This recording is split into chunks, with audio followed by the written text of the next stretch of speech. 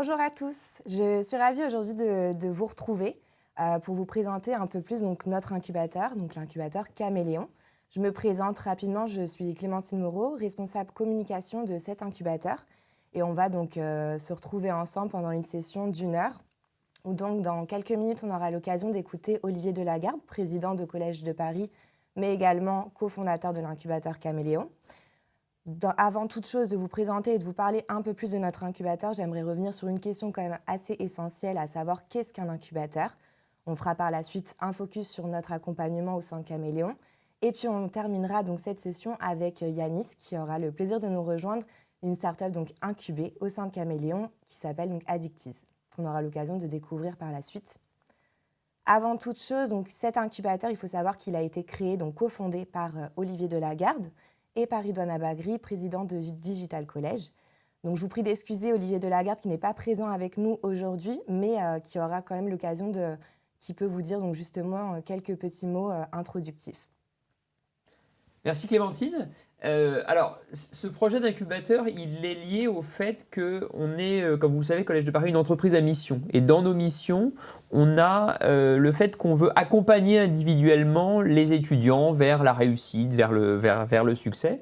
Et cette réussite, il nous a semblé qu'elle passait pour beaucoup d'entre eux, en tout cas pour une partie d'entre eux, par un souhait de créer son activité, de développer son entreprise. Et donc l'idée initiale, c'est ça. On se dit, si on accompagne individuellement les élèves dans leur parcours de formation, dans leur parcours de certification, c'est intéressant de les accompagner aussi dans leur projet et, quand c'est le cas, dans leur projet de création d'entreprise. Donc ça, c'est le point de départ. Un autre élément aussi, c'est que dans la pédagogie qui a été mise en place par plusieurs écoles du Collège de Paris, notamment par Digital College, mais je pense aussi par exemple à l'ESMA ou à Caisse, il y a un point très important qui est accordé à ce qu'on appelle les temps forts, c'est-à-dire des concours. Vous aviez peut-être vous-même participé à ça, des concours de création d'entreprise, des concours de création de produits. Et ça a toujours un aspect assez stimulant parce qu'on voit des groupes d'élèves se réunir et en très peu de temps imaginer des choses qui sont séduisantes, qui enthousiasment les jurys. Et malheureusement, il y avait très peu de débouchés à ça. Ça restait des exercices qui étaient purement théoriques. Et on s'est dit aussi, c'est dommage que toute cette matière grise, que toute cette matière créative qu'on voit se déployer au moment des temps forts, eh bien, elle puisse pas se transformer en entreprise réelle. Donc voilà un peu comment est venue l'idée en fait de créer un incubateur. Puis après, comme dans beaucoup de projets et comme ça va être le cas pour vous tous ou comme c'est déjà le cas si vous êtes lancé dans la création d'entreprise, on a tâtonné. On s'est dit un incubateur c'est quoi? Alors on a été regarder par ailleurs, Clémentine je crois vous présentera ça tout à l'heure, il y a beaucoup de modèles d'incubateurs. Il y en a qui sont très axés vers le côté physique, c'est-à-dire vers un lieu où les entreprises peuvent se retrouver, échanger, créer une dynamique. Le cas un peu emblématique de ça, c'est la station F. Il y en a d'autres qui sont très tournés vers le service ou vers un aspect plus particulier, qui vont dire nous on va vous accompagner plus particulièrement sur la recherche et l'innovation, plus particulièrement sur le marketing.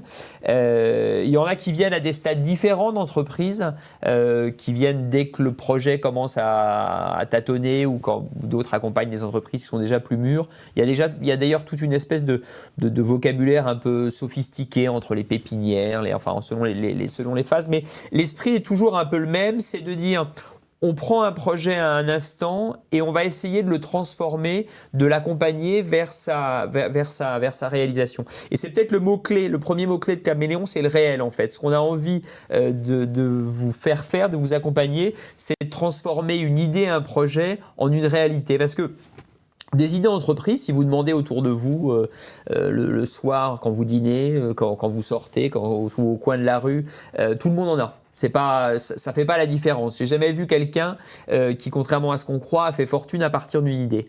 En revanche, le fait, à partir du moment où on a une idée, de la transformer en quelque chose de concret, de réel, c'est-à-dire d'avoir une structure juridique dotée de statuts, d'avoir surtout un chiffre d'affaires, d'avoir des clients, d'avoir des revenus, et puis d'avoir un produit, d'avoir une offre de service, d'avoir quelque chose de concret. Toutes ces choses tangibles, réelles, c'est ça qui fait la différence entre des entrepreneurs virtuels, et Dieu sait qu'il y en a beaucoup, et des entreprises réelles. Et nous, ce qu'on a envie de faire chez Caméléon, si vous voulez, c'est d'accompagner cette transformation. Au fond, on n'a pas beaucoup de promesses, mais on en a une. Ceux qui viennent chez Caméléon, entre le moment où ils viendront et le moment où ils sortiront, il sera passé quelque chose. Il y aura des choses qui auront été réalisées. leurs idées seront devenues concrètes. Peut-être l'autre aspect sur lequel il faut insister, c'est que très vite, on a réfléchi aussi l'incubateur comme étant s'adressant à la communauté éducative du Collège de Paris, parce que vous savez que l'écosystème d'une école, c'est pas seulement des élèves, c'est bien sûr et d'abord des élèves, parce que tout le monde travaille pour eux, c'est à ça que c'est vers la réussite des étudiants qu'on tend, mais c'est aussi des formateurs, c'est aussi des partenaires entreprises, c'est aussi des intervenants, des fournisseurs, des prestataires, des salariés, des apprentis, parce qu'on est parfois dans le rôle à la fois de celui qui dispense des formations en apprentissage, mais il nous arrive aussi d'accueillir les apprentis. Bref, c'est tout un écosystème de personnes qui peuvent avoir envie aussi d'entreprendre. Et quelque chose qui nous a surpris positivement quand on a lancé cette activité, c'est que dans les sollicitations qu'on a eues, on en a qui déborder en fait de ce cadre des étudiants. C'est le cas, vous allez voir tout à l'heure, des entrepreneurs que je trouve tout à fait brillants, dynamiques et exemplaires, qui sont le binôme là, de Fujistore. Et eux, ils viennent de l'environnement de Digital College sans être à proprement parler des élèves. Et cet aspect ouvert, il est important. Ça veut dire que quel que soit votre statut, votre situation, la raison pour laquelle vous êtes lié à nous, si peut-être vous êtes un ancien élève, si vous êtes élève maintenant, si vous êtes un intervenant, bref, quelle que soit la relation que vous avez avec nos écoles, vos projets seront les bienvenus et on les examinera. Parce que ce qui nous intéresse, c'est l'esprit de l'incubateur, et d'une certaine manière, l'incubateur est lui-même une école, puisqu'il est lui-même un lieu où on apprend et où on se transforme, donc on peut très bien prendre des projets de départ. Et puis un autre sujet sur lequel on a tâtonné, sur lequel on a même un peu échoué au départ, parce que c'est un vieux projet, hein, ça remonte au moins à 2015, donc vraiment à d'assez longues années. Mais pendant tout un moment, on n'avait pas inclus dans l'incubateur la dimension financement. C'est-à-dire que, en fait, on apportait des conseils, des services, on mettait à disposition des formateurs, on mettait à disposition nos avocats, nos experts comptables. Et puis, ce qui était un peu frustrant, c'est qu'en fait, on avait un lien qui était très lâche avec les sociétés incubées, c'est-à-dire qu'on les voyait pas, on les voyait, on était avec eux un temps, ils disparaissaient. Il y avait un peu quelque chose d'éphémère ou d'impalpable. Et c'est pour ça qu'on a pris la décision, qui a été une vraie transformation, d'adosser à Caméléon une société d'investissement. Alors, qu'est-ce que c'est qu'une société d'investissement ? C'est tout bêtement une société qui prend des participations et qui va donc injecter de l'argent dans les projets. Et ça a été vraiment le côté transformant de Caméléon, parce que c'est ça qui a permis de faire qu'on avait tout d'un coup, on devenait associé au projet. Alors certes, associé minoritaire, hein, l'idée est bien de laisser aux entrepreneurs la main sur leur structure, mais en devenant associé, on se crée un destin commun et on se crée une envie commune de réussir et d'aller jusqu'au bout. Et ça a vraiment été quelque chose de transformant.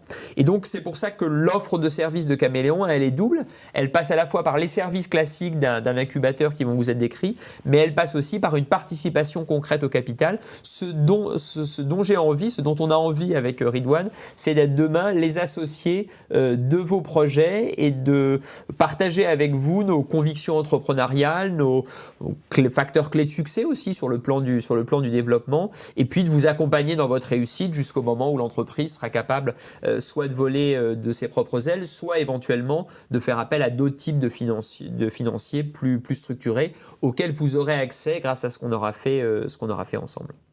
Voilà un peu ce qui a motivé à la fois le point de départ de Caméléon, puis tout ce qui a accompagné ce qu'il est devenu aujourd'hui. En conclusion, je voudrais vous dire à toutes et à tous que d'abord, vous avez intérêt à entreprendre. Ça, je le répète à chaque fois que j'interviens devant des élèves, surtout pour ceux d'entre vous qui sont des jeunes étudiants. C'est infiniment plus facile et moins risqué d'entreprendre quand on est jeune qu'à mi-carrière ou après un certain temps. Parce qu'au bout d'un moment, vous allez cumuler les engagements financiers, les contraintes de la vie, et vous n'aurez plus cette énergie, cet état d'esprit, cette volonté, puis surtout cette liberté totale de faire ce que vous avez envie de faire. Donc entreprenez maintenant, tentez, échouez peut-être, mais allez-y.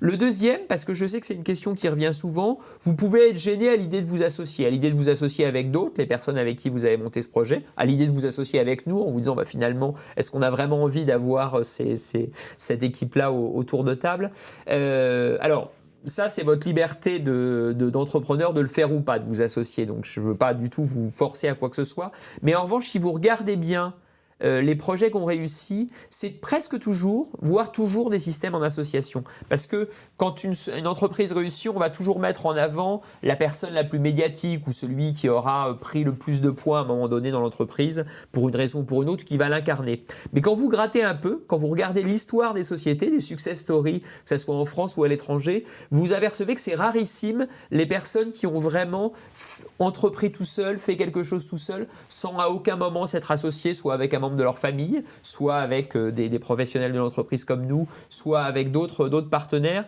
Donc ne croyez pas que l'entrepreneuriat est une aventure solitaire, c'est une aventure d'équipe et vous avez infiniment plus de chances de réussir à plusieurs que tout seul. Une fois que je vous ai dit ça, il me reste à vous souhaiter plein succès dans vos projets d'entreprise. Puis j'espère vous voir très vite en vrai dans les sessions de sélection de Caméléon. Et puis bientôt peut-être autour d'une table pour rendre possible et transformer votre projet d'entreprise en succès. Merci beaucoup donc à Olivier Delagarde pour ces quelques mots introductifs. Avant de nous concentrer un peu plus sur l'incubateur Caméléon, donc notre vision et son accompagnement, j'aimerais revenir sur une question essentielle qu'on peut se poser, c'est un incubateur, c'est quoi concrètement ? On peut revenir un petit peu sur l'étymologie du nom, puisqu'un incubateur, ça provient du latin, c'est le fait donc de couver des œufs, et ça a été transposé dans le monde entrepreneurial dans le sens de faire éclore des projets. Donc c'est une structure qui est conçue pour aider les jeunes entreprises, qu'on appelle également start-up, pour les aider à se lancer et à se développer. Aujourd'hui, on distingue donc deux types d'incubateurs. On a les incubateurs généralistes, comme Station F, que vous devez peut-être connaître. Station F, c'est un incubateur assez reconnu dans le monde des startups. Donc, un incubateur généraliste, c'est le fait de se concentrer sur plein de secteurs d'activité différents. Aujourd'hui, par exemple, l'incubateur Station F peut à la fois incuber des startups dans la mode, dans le digital, dans le numérique, dans plein de secteurs d'activité différents, comme nous, Caméléon également, où aujourd'hui on a du thé, on a des cartes Pokémon, on a des plateformes vidéo. On vous les présentera un petit peu par la suite. Et puis à côté, on retrouve également des incubateurs spécialisés. Ici, j'ai pris l'exemple de l'incubateur Agoranov, qui lui se spécialise vraiment dans la tech, donc dans l'univers de la tech, avec des startups dans le numérique, dans le digital. Et à côté de ces deux incubateurs, donc ces deux exemples, donc ces deux types d'incubateurs, je vous ai également mis des exemples de startups. Aujourd'hui, c'est des startups, pas seulement des startups, puisqu'elles ont beaucoup évolué. Elles ont eu un maximum de succès, puisqu'aujourd'hui, on peut appeler ces startups des licornes. Ce qu'on entend licorne dans le monde des startups entrepreneuriales, c'est des entreprises, des startups qui sont valorisées aujourd'hui à plus d'1 milliard de dollars.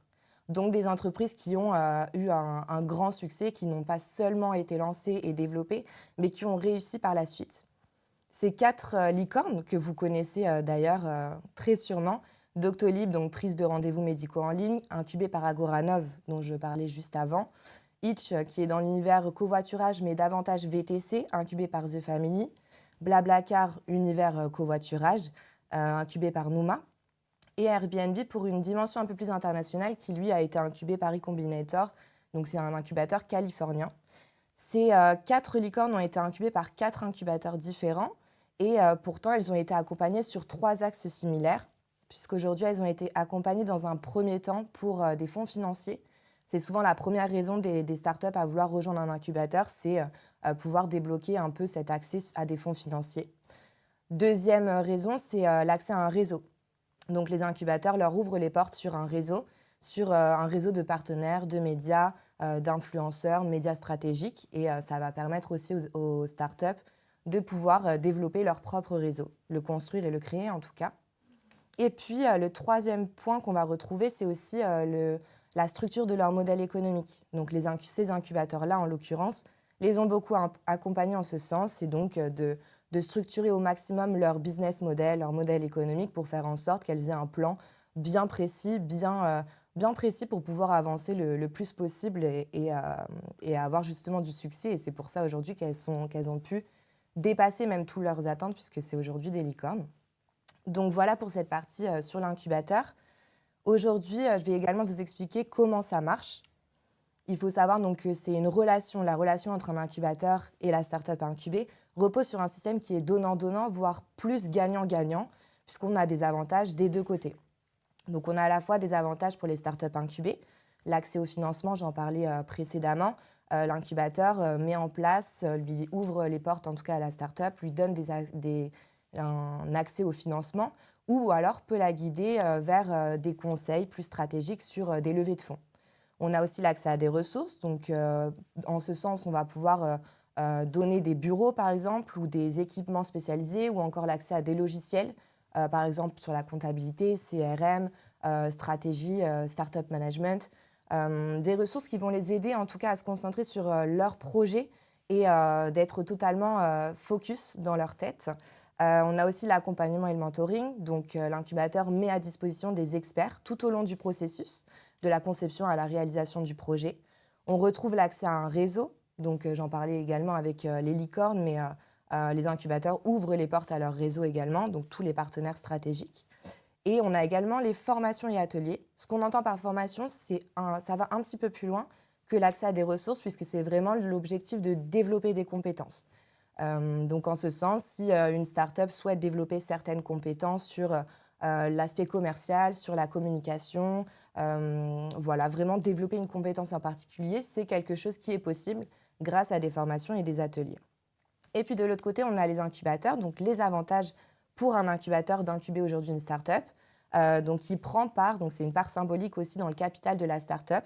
C'est aussi une façon d'avancer aussi ensemble, de se faire confiance totalement dans toute la durée de l'incubation et d'avoir évidemment un retour sur investissement par la suite, après avoir donné certains fonds financiers. On retrouve l'aspect réputation, donc on en parlait avec les licornes, mais par exemple aujourd'hui un incubateur qui a réussi à développer une start-up devenue licorne, c'est un point très important aujourd'hui et très bénéfique pour lui, en tout cas pour sa réputation, et qui pourra attirer d'ailleurs d'autres start-up par la suite. Et puis on a aussi l'aspect partenariat stratégique, donc le réseau. L'incubateur a déjà un réseau, mais certains partenaires peuvent être également intéressés par les startups et donc vont vouloir aussi pouvoir communiquer avec les startups qu'on incube et ça nous permet, nous aussi, en tant qu'incubateur, de développer notre réseau au maximum. Voilà un petit peu comment ça marche aujourd'hui entre une startup incubée et un incubateur. Et puis maintenant, je vais évidemment vous parler un petit peu plus de l'incubateur Caméléon aujourd'hui, comment ça fonctionne concrètement et quel est son accompagnement. Donc cet incubateur Caméléon, il a été créé, donc cofondé en 2015 par Collège de Paris et Digital Collège. Aujourd'hui, on accompagne donc 6 startups quotidiennement que je pourrais vous présenter également par la suite. Il faut savoir, petite anecdote, donc plus pour le nom Caméléon, il n'a pas du tout été choisi au hasard. C'est vraiment le fait de pouvoir s'adapter à chaque projet.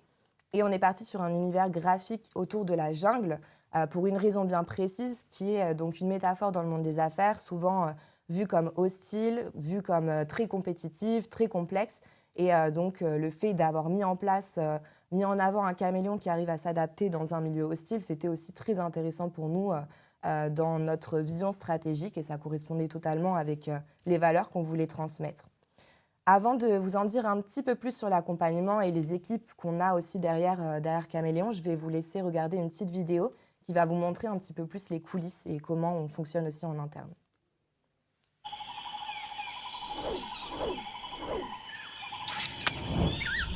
Je suis Olivier Delagarde, je suis le cofondateur de l'incubateur Caméléon. Il y a plein de noms qui fusent quand vous imaginez le lancement d'un incubateur, Caméléon. Mais au final, je trouve que ça reflète bien le projet de cet incubateur. L'incubateur Caméléon a été créé, donc cofondé par Olivier Delagarde et Ridouane Abagri, 2 directeurs et présidents de réseau d'écoles. Il a pour but d'accompagner donc étudiants et entrepreneurs dans la création et la mise en place de leur marque, de leurs projets entrepreneuriaux. L'idée, elle est partie de tous les concours, les temps forts, les ateliers qu'il y a dans la pédagogie de la plupart de nos écoles. Et on a trouvé dommage que toutes ces idées, elles donnent presque jamais lieu à des vraies entreprises, à des vrais projets qui se réalisaient. On accompagne les entrepreneurs sur des grandes thématiques. En fait, vous avez tout le volet droit, comptabilité, comment créer une entreprise, les statuts d'une entreprise, comment par exemple on fait une levée de fonds, comment on s'associe, comment on rédige un pacte d'associés. Vous l'aurez compris, l'objectif de Caméléon, c'est donc de comprendre et d'analyser vos besoins pour vous apporter un accompagnement sur mesure. On va échanger avec eux, leur poser des questions, essayer de comprendre comment on peut faire de ce projet un succès. Aujourd'hui, on est donc une équipe de 10 personnes pour vous accompagner sur des aspects juridiques, financiers, commerciaux, communication et bien d'autres encore. Au sein de l'incubateur, on accompagne actuellement plusieurs projets qui touchent chacun des secteurs d'activité bien distincts. Aujourd'hui, Fuji Store, Addictis, Silex, Adastra Formation ou encore Magical Store sont des marques qu'on est ravis d'accompagner et qui surtout évoluent au fil de l'incubation Caméléon. Intégrer Caméléon, c'est donc l'occasion pour vous de présenter votre projet à nos investisseurs, mais aussi d'acquérir toutes les clés entrepreneuriales nécessaires pour le faire grandir.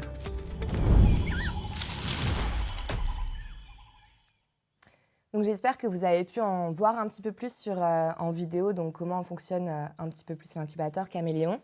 On va également, vous aurez également la possibilité de poser des questions si vous le souhaitez, si vous avez des questions sur l'incubateur ou par la suite avec nos échanges, notamment avec Yanis, une de nos startups incubées. Donc on pourra y revenir par la suite, on vous montrera un petit QR code après au moment de notre échange avec Yanis. Pour vous parler donc un peu plus concrètement de comment ça marche au sein de Caméléon, au sein de l'incubateur.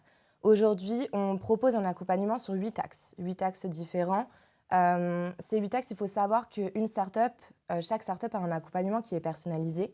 Elles n'ont pas les mêmes objectifs, les mêmes besoins, la même vision et non plus le même secteur d'activité. Comme on le disait, on a un incubateur généraliste. Donc forcément, c'est ce qui fait qu'elle n'aura pas forcément elle ne sera pas forcément accompagnée sur les mêmes axes. Donc ce sera vraiment adapté à elle.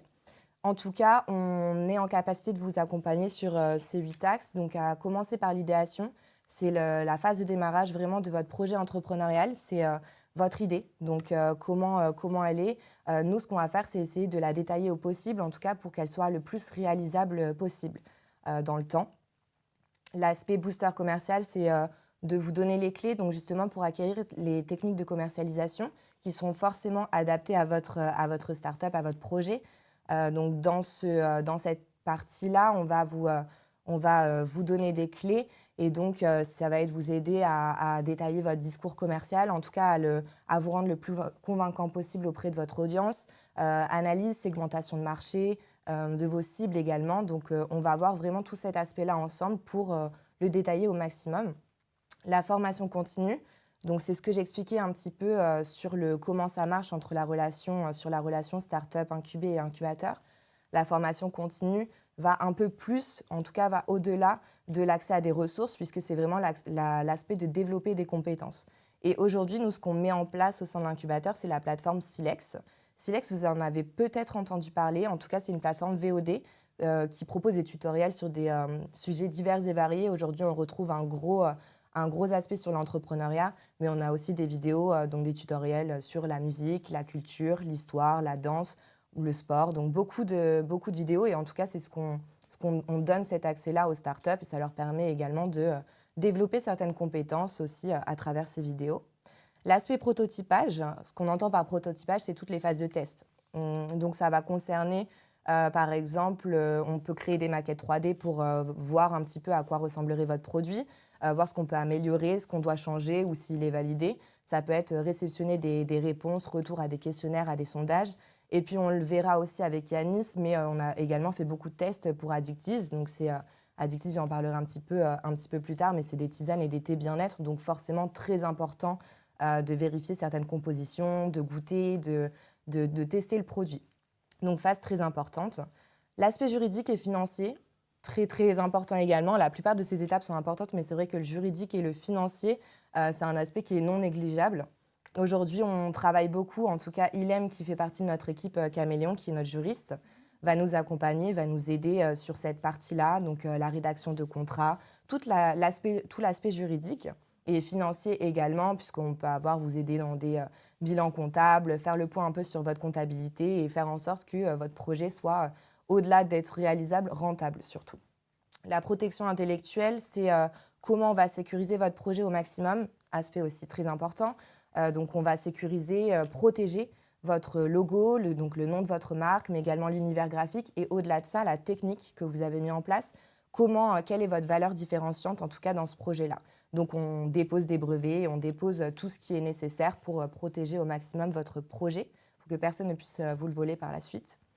L'identité, ça va concerner vraiment l'univers graphique. Quel ADN on met en place au sein de votre projet, sur quoi on va s'axer, quelle stratégie en tout cas graphique sur laquelle on va partir. Donc après, ça va concerner le logo, mais aussi toutes les déclinaisons de visuels par la suite qui vont être aussi des supports de communication, des flyers, cartes de visite, supports de présentation. Et donc justement, la partie communication est aussi un gros pôle au sein de notre accompagnement, puisqu'on crée, on met en place des stratégies de communication. Ça concerne l'animation des réseaux sociaux, la mise en place de sites internet, l'organisation et la gestion d'événements. Et on a aussi également l'aspect du marketing qui est très important aussi. Donc mise en place de newsletters, analyse des statistiques, réponses qu'on s'adapte au mieux en fonction de votre marché, de vos cibles. Et c'est ce qu'on s'efforce de mettre en place au quotidien, en tout cas dans cet accompagnement sur ces 8 axes. Donc voilà, j'espère que vous avez pu voir un petit peu le tour des 8 axes sur lesquels on accompagne nos startups aujourd'hui. Et évidemment, ces 8 axes ne seraient pas rendus possibles sans les équipes, donc sans l'équipe Caméléon. Aujourd'hui, on est une équipe de 10 personnes. Ces 10 personnes ont des thématiques, en tout cas sont des experts dans différents univers. On retrouve des chargés de communication, des cadreurs, monteurs, experts digitaux, commerciaux, également dans la 3D, donc juristes aussi. Donc voilà, on a vraiment une équipe diversifiée et c'est aussi notre force aussi au sein de Caméléon. Et aujourd'hui, j'ai le plaisir de recevoir Elisa. Elisa, donc chargée de communication et graphiste au sein de Caméléon. Donc on travaille beaucoup ensemble, on est amenés à travailler pas mal ensemble dans l'accompagnement des startups. Et c'était aussi important pour nous de vous parler un petit peu de comment ça se passe en interne, nous, notre vision aussi auprès des startups. Donc on va pouvoir vous répondre justement répondre à quelques questions. La première, donc, ça va être notre rôle un petit peu au sein de Caméléon. Quelles sont nos missions? Donc je te laisse, Elisa, commencer. Alors, donc, moi, je suis chargée de communication et graphiste pour l'incubateur Caméléon. J'interviens sur toutes les marques à l'exception de Silex.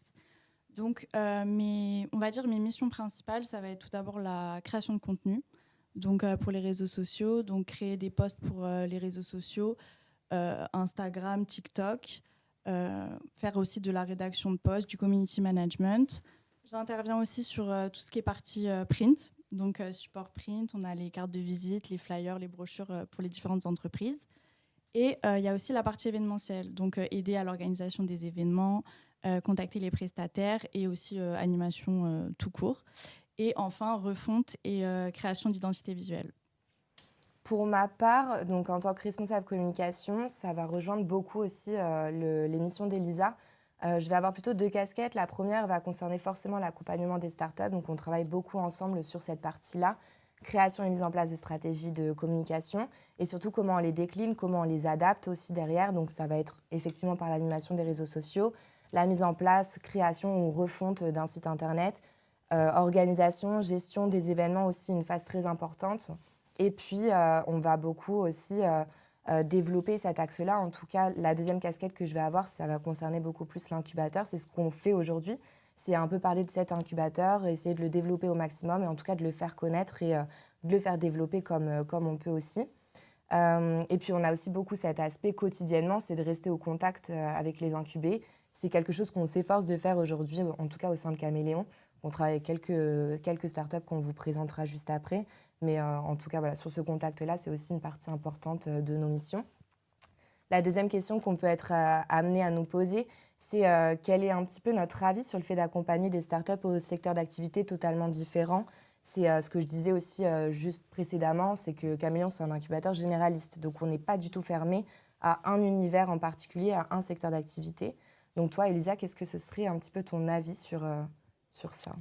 Alors moi, je pense que c'est à la fois très challengeant et très enrichissant en même temps. Ça veut dire qu'on doit devenir expert, pas seulement sur un univers, mais sur différents univers et secteurs d'activité. Donc forcément, on va apprendre plein de choses, on va sortir de notre zone de confort. Et du coup, tout simplement, en communication, on sait qu'on ne va pas communiquer sur des cartes Pokémon de la même manière qu'on va communiquer sur des thés. Ce n'est pas la même cible, ce n'est pas les mêmes stratégies. Donc voilà. Et pour ma part aussi, de la même façon, on est assez raccord sur ce point de vue finalement, mais très enrichissant.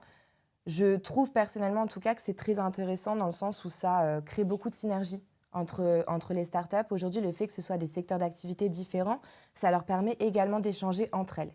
Et donc, au-delà de créer quelques synergies, on crée aussi un véritable collectif. Avec Elisa et d'autres personnes, d'autres membres de l'équipe Caméléon, on reste les interlocuteurs principaux avec les incubés. Mais ça devient aussi très intéressant quand chacune des startups, chacun des membres des startups, des dirigeants, peuvent aussi échanger ensemble et s'apporter de l'aide. Et le fait d'avoir justement ce collectif derrière, très intéressant aussi. Et la dernière question donc, qu'on peut également se poser, c'est quels sont les challenges qu'on rencontre aujourd'hui dans l'accompagnement, dans le fait d'accompagner des startups. Quels sont pour toi, du coup, les petits challenges qui vont rentrer en compte? Il y en a plusieurs, mais je dirais les principaux challenges, ça va être switcher et naviguer entre les différents projets, les différentes marques. Donc, on sait que dans une journée, on va être, par exemple, à travailler sur 3 marques différentes, 3 projets. Ça peut être de l'événementiel, des stratégies de communication. Donc, voilà, il faut savoir gérer ses priorités, gérer son temps et être très efficace. Et après, un autre challenge, moi, que je trouve très important, mais en communication pure, c'est rester actuel, rester tendance. Donc, c'est un très gros travail de veille parce que tout se transforme constamment, tout bouge très vite, surtout en communication et sur les réseaux sociaux. Donc, voilà, il faut savoir rester à l'affût. Sur cette partie, je rejoins pas mal aussi Elisa. Pour ma part, ça va concerner en tout cas un challenge assez important, va concerner la gestion du temps. Aujourd'hui, un incubateur, donc on incube des startups, c'est forcément un accélérateur. Donc ça va très vite. C'est l'objectif. En tout cas, nous, on incube des startups pour les développer au maximum et qu'on aille le plus loin possible et dans un temps imparti, donc le plus rapidement possible. Donc c'est important pour nous derrière d'arriver à gérer ce temps-là. On travaille sur beaucoup de projets différents au sein des marques. Donc ça veut dire qu'on a plusieurs marques et au sein des marques, on a aussi pas mal de projets sur lesquels qu'on pilote, qu'on navigue aussi également entre chacun des projets. Et donc, c'est important pour nous de toujours tenir nos délais, de rester réactifs, mais réactifs pour pouvoir anticiper. Donc, de toujours rester dans cette phase d'anticipation. En tout cas, c'est ce qu'on essaye de mettre en place au sein de Caméléon. Et puis, un challenge qu'on peut avoir, donc, qui concerne assez les entrepreneurs aujourd'hui, en tout cas les marques concernées, mais c'est que certains entrepreneurs peuvent être dans des phases de doute. Et ça peut arriver à tout le monde, c'est quelque chose qui arrive aussi. On leur conseille, nous on est des experts sur certains sujets, donc on leur donne des conseils. Après, c'est important de dire que c'est au final les startups qui prennent les décisions, ce n'est pas nous. Nous, on vous conseille et on essaye de vous donner les meilleurs conseils stratégiques, mais derrière, c'est vous qui êtes acteur aussi, c'est votre projet, c'est votre marque, donc c'est vous qui prenez la décision finale. Mais ça nous arrive également forcément de conseiller des startups avec des décisions financières qui peuvent parfois être importantes. Quand on parle d'événements, ça engage quand même des budgets assez conséquents. Et forcément, on les accompagne évidemment financièrement sur ces parties-là, mais on aura également un retour sur investissement. Donc parfois, certains entrepreneurs peuvent avoir quelques phases de doute et c'est important pour nous de les rassurer et d'avoir toujours ce rôle de conseiller, mais aussi derrière de pouvoir les rassurer et légitimiser au maximum notre expertise sur certains sujets pour qu'on puisse avancer le plus sereinement possible aussi. Donc voilà, c'est un peu notre rôle là-dessus. Et puis on va maintenant pouvoir vous présenter un peu plus les startups qu'on accompagne aujourd'hui au sein de Caméléon. Donc on va retrouver Silex, je vous en ai parlé un petit peu, startup, donc plateforme VOD, tutoriel, donc dans plein de thématiques qu'on met à disposition des startups. Également, donc c'est une entreprise qu'on incube aujourd'hui, mais c'est aussi intéressant de pouvoir la mettre à disposition des autres startups qu'on accompagne. On retrouve Fujistore. Donc Fujistore, on a eu l'occasion d'échanger avec eux pendant la session de mardi. Fujistore, une boutique donc, sur Paris spécialisée dans l'achat et la vente de cartes Pokémon. Donc c'est un univers, encore une fois, très spécifique. Et donc, on travaille avec eux depuis bientôt un peu plus d'1 an maintenant. Et c'était aussi très intéressant de voir cet accompagnement. On a encore beaucoup de choses à faire aussi ensemble. Donc c'est quand même un projet qu'on développe et qu'on continue de développer. Addictiz, donc on aura l'occasion aussi de voir un petit peu plus après et l'occasion de recevoir Yanis. Addictiz, donc des thés et tisanes bien-être, en tout cas qui répond à des problèmes des utilisateurs, des consommateurs par des solutions bien-être. Et donc on aura l'occasion d'en savoir un peu plus tout à l'heure. Et puis je vais laisser aussi Elisa présenter les 3 autres startups. Oui. Alors on retrouve Adastra Formation. Adastra Formation, c'est une agence de formation digitale sur des domaines tels que l'intelligence artificielle, la data et aussi le startup management. Magical Store, c'est plusieurs boutiques qui vendent des produits un peu de pop culture sur des univers très variés. Donc on a Marvel, Harry Potter, One Piece, Dragon Ball, plein de figurines de toutes sortes. Et enfin, on a Commons. Commons, c'est un média en ligne qui est 100% généré et alimenté par l'intelligence artificielle. Exactement. Donc voilà un petit peu le tour des startups aujourd'hui qu'on incube au sein de Caméléon. Merci beaucoup Elisa de nous avoir partagé un peu ton retour d'expérience. Et puis maintenant, on va pouvoir accueillir Yanis Ouaret, donc fondateur d'Addictiz. avec lequel on est ravis de pouvoir échanger aussi aujourd'hui. Salut Clémentine. Comment tu vas? Ça va très très bien et toi? Très bien, merci. Est-ce que d'abord tu peux te présenter avant de parler un peu plus d'Addictease? Qu'est-ce Carrément. que tu fais? D'où tu viens? Dis-nous un peu tout. Alors moi c'est Yanis Ouaret, comme tu le sais très bien. Je suis anciennement, alors j'ai été étudiant au sein du Collège de Paris. Ensuite j'ai été collaborateur au sein du Collège de Paris. Et aujourd'hui je suis incubé au sein de Caméléon. J'ai 3 entreprises, donc en comptant Addictease, celle pour laquelle je suis là aujourd'hui. Et en plus, merci de m'avoir invité. Avec plaisir. C'est top, ça fait toujours plaisir. Et voilà, entrepreneur sur plusieurs domaines. Et en vrai, j'avais pas grand-chose à dire de plus sur moi. J'en profite. Si vous avez des questions, n'hésitez pas à nous les poser. Comme ça, on peut regarder en live. Et si vous avez aussi des questions pour Yanis spécifiquement, avec grand plaisir, Carrément. posez-nous-les. On va vous afficher un QR code et vous pourrez poser toutes vos questions. Très bien pour cette petite présentation. Est-ce que maintenant, tu peux nous parler un peu plus d'Addictease? Qu'est-ce que c'est? Quelle est cette marque? Comment tu as eu cette idée également? Ok, alors... Ça fait beaucoup. Ça fait beaucoup de Déjà, questions, qu'est-ce que on va Addictease? répondre à chacune d'entre elles. Ouais. Alors, Addictease, en fait, l'idée, elle vient d'une nécessité de proposer des alternatives naturelles à des problématiques bien-être réelles.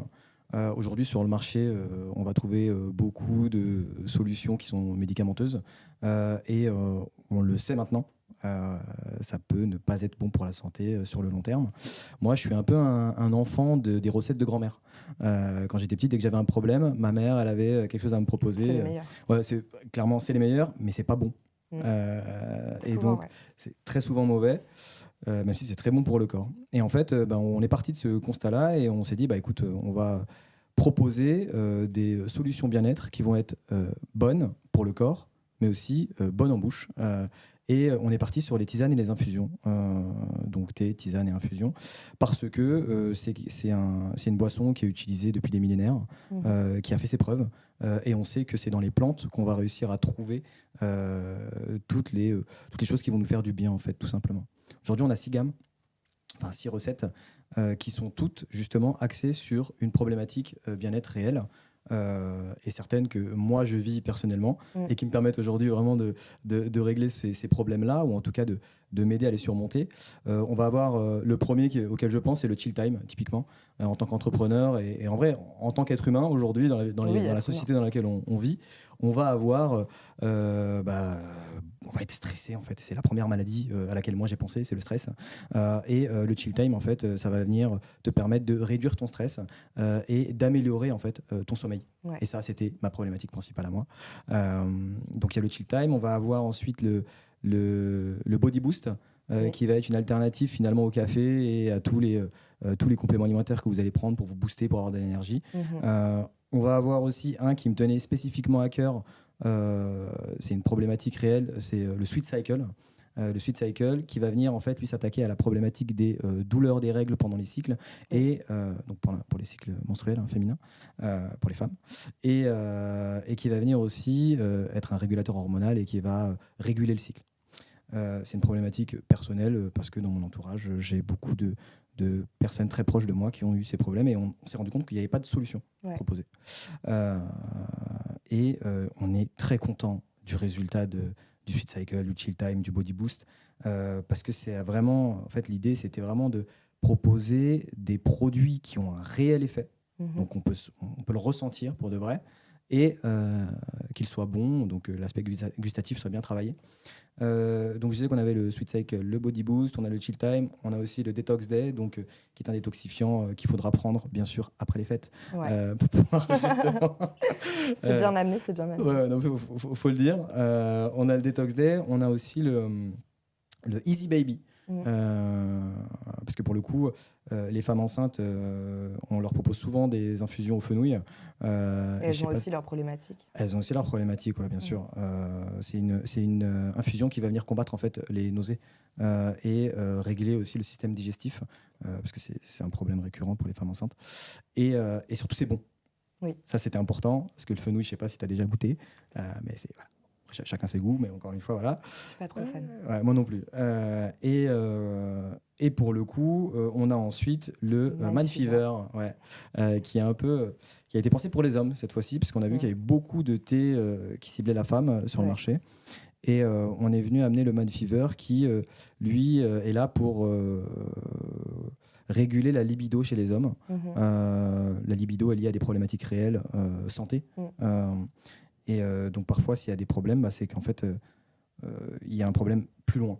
Et on vient régler ce problème-là avec le Man Fever. Il est génial, il est super bon aussi en plus. Il a vraiment été pensé pour les hommes, celui-ci. Donc voilà, voilà un peu pour les recettes et les gammes d'Addictease. Pourquoi est-ce qu'on l'a créé? C'est comme je te disais, c'est vraiment pour proposer des solutions bien-être.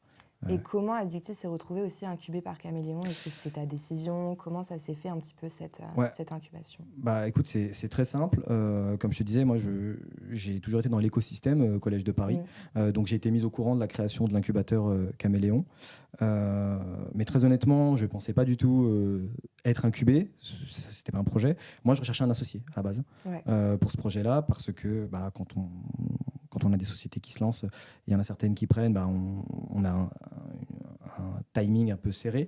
Donc, je voulais m'associer, je voulais avoir des gens qui pouvaient m'accompagner aussi sur ce projet-là, parce que c'est un projet boisson, donc de l'alimentaire, et c'est un monde ultra compliqué. Avec beaucoup de restrictions. Exactement. On a la chance d'être dans un pays qui fait très attention à ses consommateurs, mais donc ce qui fait que quand tu veux, toi, te lancer dans un projet lié à l'alimentaire, tu dois respecter et rentrer dans les cases. Donc là, j'ai pu discuter avec les membres du board de Caméléon, mais vraiment, je leur ai juste raconté mon projet parce qu'ils m'ont posé des questions, parce qu'ils s'intéressaient à ma vie, parce que c'est ça aussi qui est vrai au Collège de Paris, c'est qu'il y a une proximité avec les anciens étudiants, avec les collaborateurs, qui fait qu'en fait, même dans le temps, moi je reçois des messages de plein de gens avec qui j'ai travaillé, de plein de gens qui ont été mes formateurs et qui me demandaient où est-ce que j'en étais. Et donc j'ai eu l'occasion d'en discuter avec, en l'occurrence, Ridwan Bagri, qui a trouvé l'idée intéressante visiblement, parce qu'il m'a demandé de le pitcher. Donc j'ai pitché le projet et je me suis retrouvé à être incubé Caméléon. Voilà. Et toi, la décision de cette intégration, cette incubation, elle te semblait logique à ce moment-là? Logique, vraiment logique, parce que moi c'est vrai que je pense que c'est un peu différent de beaucoup d'incubés, c'est que je sais comment travaillent les personnes qui sont impliquées dans cet incubateur-là. Donc je sais que ce sont des gens sérieux et que s'ils vous font confiance, il n'y aura pas de problème en fait derrière. Alors bien évidemment, il y a toujours des problèmes, c'est l'entrepreneuriat, il y a toujours des soucis, mais en fait c'est une vraie team. C'est vraiment une équipe avec laquelle on peut échanger, la communication elle est fluide et vraiment pour le coup moi j'avais pas de doute et ça a été une bonne décision parce que Addictease c'est un projet qui est très complexe de par ce que je disais juste avant concernant les restrictions déjà. Et on a rencontré tellement de freins que si l'équipe elle n'était pas soudée, on n'en serait pas là aujourd'hui. Et en vrai, la décision était logique pour moi parce que j'avais confiance. Et là, aujourd'hui, je peux dire que ça se confirme. Parce que très honnêtement, si j'avais pas été incubé Caméléon, le projet n'existerait plus aujourd'hui. Ça rejoint un peu ma question aujourd'hui de qu'est-ce que tu penses des avantages, quels sont pour toi en tout cas les avantages qu'on peut retrouver au sein de Caméléon, en tout cas dans l'accompagnement qu'on essaye de mettre en place? Les équipes, premièrement. J'en parlais juste avant, mais c'est vraiment pour moi le point crucial. On est en phase, il y a une vraie synergie entre les incubés aussi, ça c'est important. C'est-à-dire qu'on parle avec des gens qui ont vécu des problématiques que nous on vit aujourd'hui. Vous pouvez vous aider. Une entraide avec Fujistore notamment, avec même Adastra, avec Magical Store aussi, avec qui on échange de façon régulière. Et dès qu'on a des problématiques, on se file un coup de main et ça fait toujours plaisir de ne pas se sentir seul en fait dans le projet. Les équipes qui sont là, donc que ce soit toi, Elisa, Camille, et tous ceux que je ne cite pas,